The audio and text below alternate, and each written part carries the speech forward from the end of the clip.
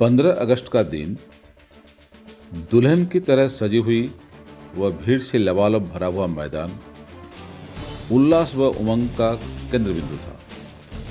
ऐसे मुहूर्त में एक पत्रकार ने देखा उम्रदराज बुजुर्ग अपने सहायक से पर्चे बंटवा रहे हैं। पर्चे लेके जब पढ़ा तो दंग रह गया। पर्चे में लिखा था, भारत कभी पराधीन था ही नहीं, अगर था तो कब और किससे पराधीन था। सप्रमाण सही उत्तर देने वाले को लाखों की संपत्ति विधिपूर्वक दिया जाएगा। इसकी कोई समय सीमा भी नहीं रखी गई थी। पत्रकार का मन विस्मय से भर गया।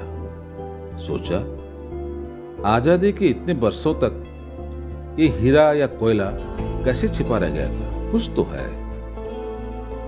ये सोच के बुजुर्ग के पास जाकर पूछा, आपके मन में ये विचार आप कैसे आया? बुजुर्ग का मुखमंडल दीप्यमान हो गया। गदगद मन से कहा, ये आज का विचार नहीं है, अरसे से गुमनाम सा है। मेरी बदकिस्मती यही है कि जिस किसी ने सुना मुझे पागल समझा। मुझे उपयुक्त सुविधा सुयोग मिला तो मैं इसे प्रमाण कर सकता हूं। इस प्रकार पत्रकार और बुजुर्ग में कई बातें हुई। पत्रकार को बुजुर्ग की बातों में दम दिखा। जहां कम कोलाहल था वहां बुजुर्ग को ले जाके कहा, तैयार हो जाइए, आपको सीधा प्रसारण में सारा देश देखेगा और सुनेगा भी। पात्र परिचय के पश्चात चंद शब्दों में विषय का झलक देते हुए पत्रकार ने बुजुर्ग से अपने विचार रखने को कहा। बुजुर्ग ने जय हिंद से अपना वक्तव्य प्रारंभ किया। मैं एक फौजी था, ग्राम प्रधान भी रहा, देश की सेवा की और अब देश के लिए बौद्धिक संघर्ष कर रहा हूं। मेरा सबसे एक प्रश्न है, भारत कब और किससे पराधीन था? जो कोई मेरे प्रश्न का सप्रमाण संतोषजनक उत्तर देगा उसे मैं मेरी लाखों की संपत्ति विधिवत पुरस्कार स्वरूप दे दूंगा। मैं तो मरते दम तक यही कहूंगा कि मेरा देश कभी पराधीन था ही नहीं। जब पराधीन ही नहीं था तो स्वाधीनता दिवस किस बात की? क्या यह भारत दिवस, स्वराज दिवस, विजय दिवस या वीरों का बलिदान दिवस नहीं? सोचिए जरा। इसके सपक्ष में मेरा तर्क भी सुन लीजिए। ईसा मसीह के जन्म के पहले वह बाद का 1000 साल तक मेरा देश सभ्यता के शिखर पर रहा। कला, भास्कर्य, साहित्य, संस्कृति अर्थात हर एक क्षेत्र में सबसे उन्नत रहा, जिसे इतिहासकारों ने भी स्वीकारा है। परंतु 11वीं सदी से अंग्रेजों के पलायन तक का समय मेरे देश के लिए दुर्भाग्यपूर्ण रहा। विदेशी आक्रमणकारियों द्वारा देश पर अत्याचार हुआ, हत्या, लुंठन आदि चलता रहा, पर भारत कभी पराधीन हुआ ही नहीं।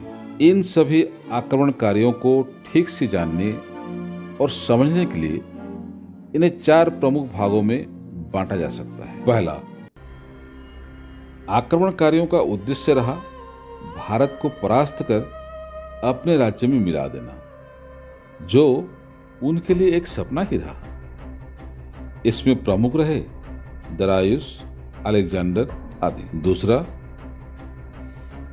आक्रमणकारियों का उद्देश्य रहा जितना हो सके लूटपाट, हत्या, विभीषिका, अन्याय, अत्याचार करना और धन संपत्ति बटोर कर चले जाना। इसमें प्रमुख रहे महमूद, चंगेज खां, मोहम्मद घोरी, नादिर शाह, तैमूरलंग, अहमद शाह अब्दाली आदि। भारत को पराधीन कर शासन करना इनके बस की बात नहीं थी। तीसरा, आक्रमणकारियों का उद्देश्य भी मारकाट, लूटपाट ही रहा, पर भारत के आबोहवा में ये रम गए। सुयोगवश भारतीय शासकों को परास्त कर राज्य हथियार में ये सफल भी रहे। इनमें खिलजी, तुगलक, लोधी, मुगल सल्तनत आदि प्रधान रहे। ये सब भारत में बस गए, किंतु शक, कुषाण आदि के जैसे समर्पण भाव से नहीं, बल्कि अपने धर्म के द्वारा समग्र भारत को अपने आगोश में लेने के मकसद से रहे। चौथा इस प्रकार रहा। यूरोप महादेश से कई दल आए, पर ये सब भौगोलिक स्थिति के कारण आक्रमणकारी बन नहीं पाए। सब के सब चालाक व धूर्त होने के कारण व्यापारी बनकर ही आए। अनुनय विनय से राजाओं का अनुमति व जमीन लेकर व्यापार करने लगे। आपस में होड़ होने के कारण ये सब लड़ मरे और अंत में धूर्तों के धूर्त अंग्रेजी रह गए। अंग्रेजी व्यापारी दल ने ईस्ट इंडिया कंपनी के नाम से परिस्थिति का फायदा उठाकर कई राज्य हथिया लिया। देश को लूटना व राज्य विस्तार करना इनका मुख्य उद्देश्य रहा। पर सन 1857 में सिपाही विद्रोह के चलते इंग्लैंड के शासकों ने इन व्यापारियों से राज्य व शासन हथिया लिया और वहीं से ही भारत को शासन करने की घोषणा कर दी। सिपाही विद्रोह तक राजाओं से कुछ नहीं हुआ, उल्टा अंग्रेजों की स्थिति और मजबूत हुई।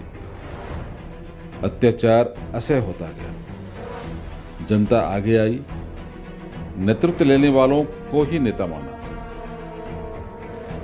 हर प्रकार का संग्राम जारी रहा, अनगिनत कुर्बानियां हुई, चंद शहीदों के नाम ही इतिहास में स्थानित होता है। द्वितीय विश्व युद्ध के बाद नेताजी सुभाष चंद्र बोस के नेतृत्व में गठित सैनिक संगठन आजाद हिंद फौज का दबाव बढ़ने लगा। क्रांतिकारियों का भी प्रभाव प्रबल होने लगा। ऐसे में विद्रोह होके धन, जीवन, शासन सब कुछ चला न जाए, इसी भय से देश का विभाजन धर्म के आधार पर भारत पाकिस्तान के नाम किया। गांधी जी द्वारा परिचालित अहिंसा जन आंदोलन के हाथ देश को सौंपकर अंग्रेज स्वदेश पलायन कर। अब ये सवाल उठता है, जब अंग्रेजों ने इतने सालों तक देश को अपने अधीन रखा, तो क्या ये पराधीन नहीं था? मैं कहता हूं नहीं था, क्योंकि जब संघर्ष जारी था तो अधीन या पराधीन का प्रश्न ही कहां। फिर सरदार वल्लभ भाई पटेल के नेतृत्व में जो भारत बना, वो अंग्रेजों का भारत नहीं था। ऐसे में कैसे मान लिया जाए कि भारत पराधीन था और आज ही के दिन स्वाधीन हुआ? मेरा प्रश्न वही का वही है, भारत कब और किससे पराधीन था?